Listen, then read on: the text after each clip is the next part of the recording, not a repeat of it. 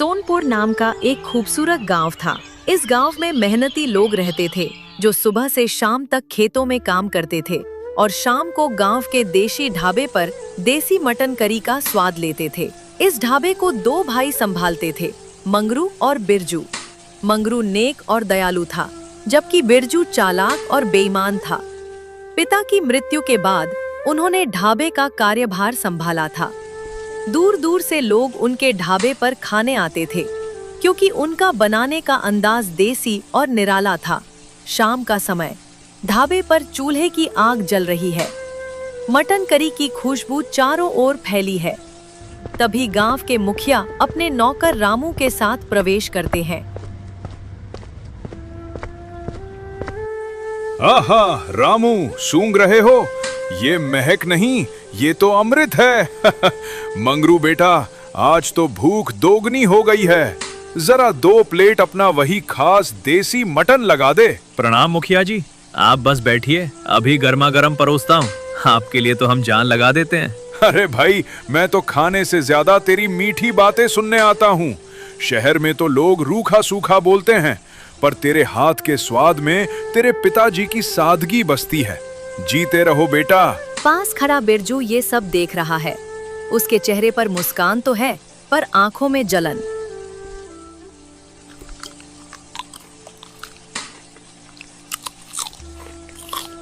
जैसे जैसे रात गहराती, ग्राहकों की भीड़ कम होती गई। मंगरू बर्तनों को सहेजने लगा, लेकिन बिरजू के पास उसका दोस्त माखन लाल पहुंच गया। माखन लाल की बातों में शहद था, पर नियत में जहर। बिरजू, कब तक इस धुएं में अपनी जिंदगी जलाओगे? देख नहीं रहे, लोग सिर्फ मंगरू की तारीफ करते हैं। तुम तो बस एक नौकर बनकर रह गए हो। मेरी बात मान, शहर के वो रईस बाबू फिर आए हैं। वो लाखों देने को तैयार हैं उस गुप्त डायरी के लिए जो तुम्हारे पिता छोड़ गए थे। पर माखन, वो डायरी पिताजी की आखिरी निशानी है। भैया कहते हैं वो हमारी विरासत है, उसे बेचा नहीं जा सकता। अरे पागल, विरासत से पेट नहीं भरता, पैसों से भरता है। एक बार पैसे मिल गए तो तू अपना खुद का बड़ा होटल खोलना, फिर कौन पूछेगा मंगरू को। अगले दिन शहर से 2 सूट बूट पहने 2 बाबू ढाबे पर आए। उन्होंने मटन का स्वाद चखा और सीधे मंगरू के पास गए। मंगरू, कमाल का हुनर है तुम्हारे पास। इस छोटे से गांव में क्या रखा है? हमारे साथ शहर चलो, जितना मांगोगे उतना पैसा देंगे, या फिर अपनी रेसिपी की ये डायरी हमें बेच दो। साहब, ये मिट्टी मेरे बाप दादा की है, और ये स्वाद, ये कोई सौदा नहीं है। ये तो गांव वालों का भरोसा है। मैं अपनी जड़ों को नहीं बेच सकता, माफ कीजिएगा। शहरी बाबू चले गए, लेकिन बिरजू के मन में हलचल मच गई। रात को घर पहुंचते ही वो मंगरू पर बरस पड़ा। भैया, आप कितने बड़े मूर्ख हैं। वो लोग मुंह मांगी कीमत दे रहे थे। हम अपनी गरीबी मिटा सकते थे, नया घर ले सकते थे। आप अपनी जिद के चक्कर में मेरी किस्मत भी बर्बाद कर रहे हैं। बिरजू, जिस मेहनत को पिताजी ने 40 साल दिए, उसे कुछ रुपयों के लिए किसी और के हाथ नहीं सौंप सकता। ये हुनर हमारे पास है, तभी तक हमारी इज्जत है। इतनी बात कर मंगरू सो जाता है, और उस रात बिरजू सो नहीं सका। उसके दिमाग में खूब रुपए और शहर की चकाचौंध नाच रही थी। उसने सोचा, भैया तो बुद्धू हैं, हम यहाँ रहकर क्या पाएंगे? अगर मैं वो डायरी इन्हें दे दूं, तो हम अमीर हो जाएंगे। शाम को बिरजू ने फिर से माखन लाल से मुलाकात की। माखन, सौदा पक्का कर। मैं डायरी देने को तैयार हूँ, पर मुझे एडवांस चाहिए। ठीक है, कल रात को जब मंगरू सो जाए तब तुम डायरी लेकर मेरे घर आना। वो शहरी बाबू वहीं मिलेंगे। अगले दिन ढाबे पर बिरजू का व्यवहार बिल्कुल बदल गया। वो हर ग्राहक से बहुत प्यार से बात कर रहा था। बैठिए काका, आज आपके लिए खास पीस निकालूंगा। अरे भैया, आप थक गए होंगे, थोड़ा आराम करिए। मंगरू को पहले तो खुशी हुई कि उसका छोटा भाई काम में मन लगा रहा है, पर फिर उसे संदेह हुआ। बिरजू की आंखों में वो पुरानी सादगी नहीं, बल्कि एक अजीब सी बेचैनी और चालाकी थी। रात हुई, मंगरू ने सोने का नाटक किया। बिरजू चुपचाप उठा और वो पुरानी डायरी चुराकर दबे पांव घर से बाहर निकला। मंगरू की आंखों में आंसू थे। उसने सोचा, बिरजू, तूने सिर्फ डायरी नहीं चुराई, तूने मेरा भरोसा भी चुरा लिया। मंगरू ने हार नहीं मानी। वो चुपचाप बिरजू के पीछे चल दिया। बिरजू, तुम लेट हो।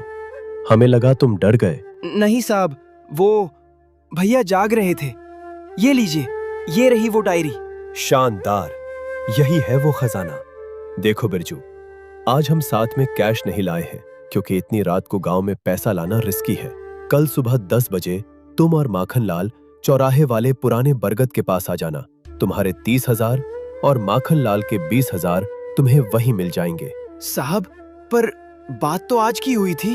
अरे बिरजू भाई, साहब कहीं भागे थोड़े ही जा रहे हैं। कल सुबह की ही तो बात है। जा, घर जा और चैन की नींद सो। कल से तू अमीर आदमी होगा। बिरजू भारी मन से और थोड़ा डरा हुआ वापस घर की ओर चल पड़ा।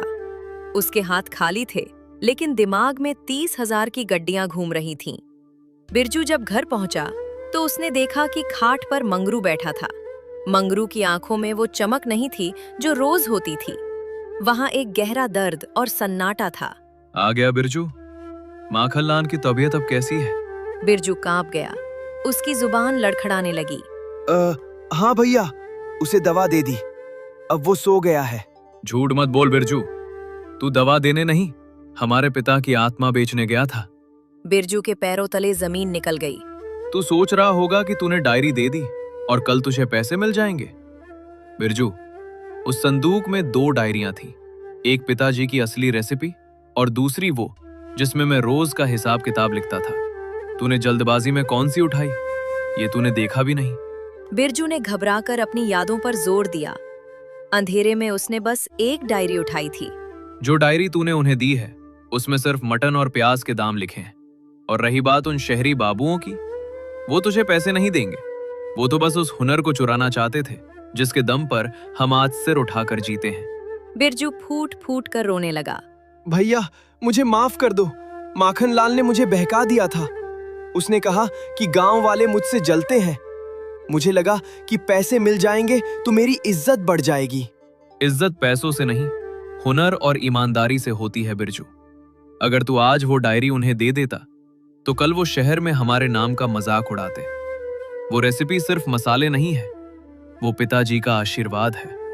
चल सो जा, जो होगा कल देखा जाएगा। सूरज की पहली किरण के साथ ही सोनपुर के ढाबे पर चहल पहल शुरू हो गई थी। मंगरू और बिरजू रोज की तरह काम में जुटे थे, लेकिन बिरजू के चेहरे पर हवाइयां उड़ रही थीं।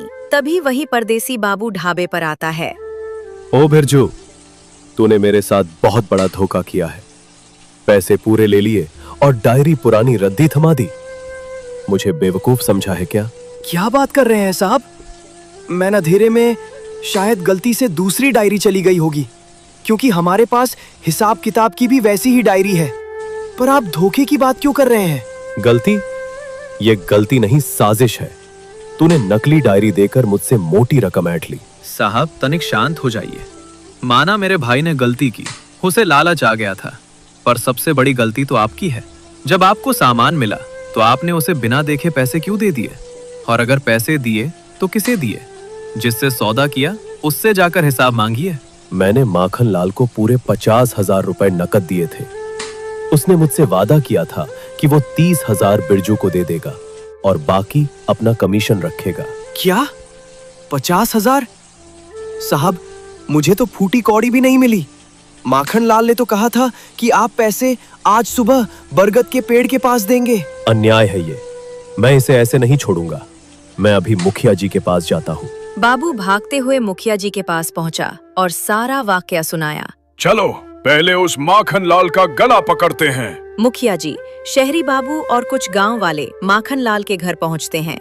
माखनलाल, ओ माखनलाल, बाहर निकल रहे नीच इंसान। माखनलाल घबराया हुआ बाहर आता है। उसके चेहरे पर झूठी मासूमियत है। क्यों रे, तूने इस परदेसी बाबू के साथ धोखा क्यों किया? जब तुझे पता था कि डायरी नकली है तो तूने इनसे पूरे पैसे क्यों वसूले? और वो पैसे कहाँ हैं? मुखिया जी, मेरा विश्वास कीजिए, मैंने तो डायरी खोलकर देखी ही नहीं। इन साहब ने पैसे दिए, मैंने रख लिए। मुझे क्या पता था कि बिरजू ने इनके साथ खेल कर दिया है। और रही बात पैसों की, तो वो तो खर्च हो गए। कुछ कर्जा था, कुछ सामान ले लिया, झूठ बोल रहा है ये। बिरजू कह रहा है कि उसे 1 रुपया भी नहीं मिला। साहब, बिरजू झूठ बोल रहा है। मेरी उससे बात हुई थी। उसने खुद कहा था कि पैसे तुम रख लो, मुझे बाद में दे देना। अब वो फंस रहा है तो सारा दोष मुझ पर मढ़ रहा है।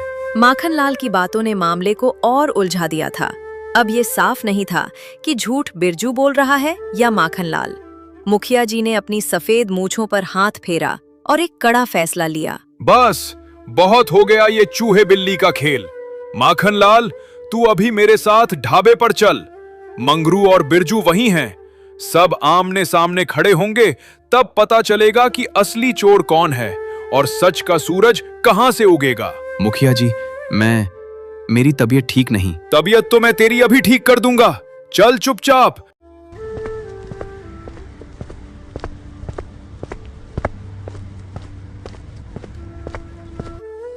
तो अब बताओ, सच क्या है?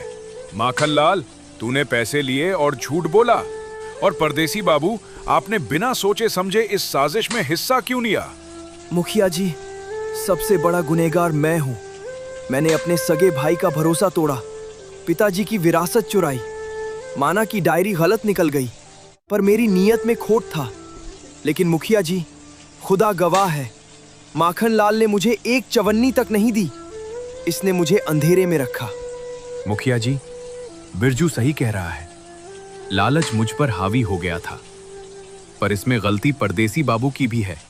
इन्होंने बिना डायरी देखे मुझे पैसे क्यों थमा दिए? क्या इन्हें अपनी अक्ल का इस्तेमाल नहीं करना चाहिए था? और शोर मचने लगा। सब एक दूसरे पर दोष मढ़ रहे थे। तभी मंगरू आगे आया। उसकी शांत गरिमा ने सबको चुप करा दिया। मुखिया जी, आप न्याय के पद पर बैठे हैं।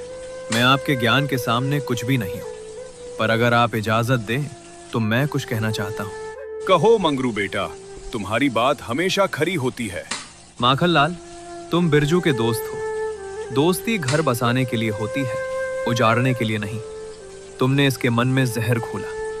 बेहतर होगा कि तुम परदेसी बाबू के सारे पैसे अभी के अभी लौटा दो। और साहब, आप भी ध्यान से सुन लीजिए। शहर की बड़ी बड़ी इमारतों में रहने से इंसान बड़ा नहीं होता। किसी का घर बर्बाद करके अगर आप अपनी रेसिपी ढूंढ रहे हैं तो याद रखिएगा, आज आपके 50,000 गए हैं, कल लालच के चक्कर में 50 लाख भी जाएंगे। मेहनत का कोई शॉर्टकट नहीं होता साहब। मंगरू के शब्दों ने परदेसी बाबू के अहंकार को चकनाचूर कर दिया। उसकी आंखों में शर्मिंदगी साफ दिख रही थी। मंगरू, तुम सच में एक महान इंसान हो। मुझे माफ कर दो, मैंने तुम्हें समझने में बहुत बड़ी भूल की। और बिरजू, तुम बहुत खुशकिस्मत हो कि तुम्हारे पास ऐसा भाई है। पिता के जाने के बाद जो भाई तुम्हें सजा देने के बजाय तुम्हारा साथ दे रहा है, वो किसी भगवान से कम नहीं है। मंगरू भाई, मुझे माफ कर दो। सारी गलती मेरी है। मुझे बुरा लगता था जब लोग बिरजू को नीचा दिखाते थे। मैं चाहता था कि इसका भी अपना बड़ा ढाबा हो, इसे भी साहब जैसी इज्जत मिले। माखनलाल, इज्जत मांगी नहीं जाती, कमाई जाती है। और वो आती है प्यार से बात करने और ईमानदारी से काम करने से, न कि अपनों को धोखा देकर। ठीक है, फैसला हो चुका है। माखनलाल, अभी मेरे साथ चलो और इनके पैसे वापस करो। और परदेसी बाबू, आज के बाद मेरे गांव में ऐसी चालाकी दोबारा मत करना। मुखिया, माखनलाल और परदेसी बाबू वहां से चले गए। ढाबे पर अब सिर्फ सन्नाटा और 2 भाई बचे थे।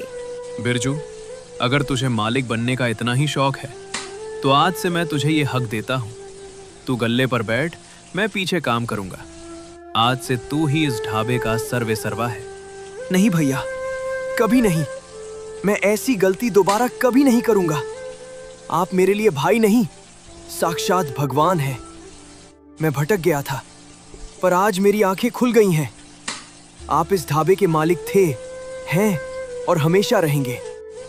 मैं तो बस आपका छोटा भाई बनकर आपकी छाया में रहना चाहता हूँ। उस दिन के बाद सोनपुर के उस ढाबे का नाम और भी रोशन हो गया। अब वहाँ सिर्फ मटन की खुशबू नहीं, बल्कि 2 भाइयों के अटूट प्रेम की मिसाल भी मिलती थी। बिरजू ने अपनी चालाकी छोड़ दी और मंगरू ने अपनी सादगी से पूरे गांव का दिल जीत लिया। सीख, रिश्तों की पूंजी पैसों की खनक से कहीं ज्यादा कीमती होती है। जहाँ बड़े भाई का त्याग और छोटे भाई का पश्चाताप मिल जाता है, वहाँ ईश्वर का वास होता है।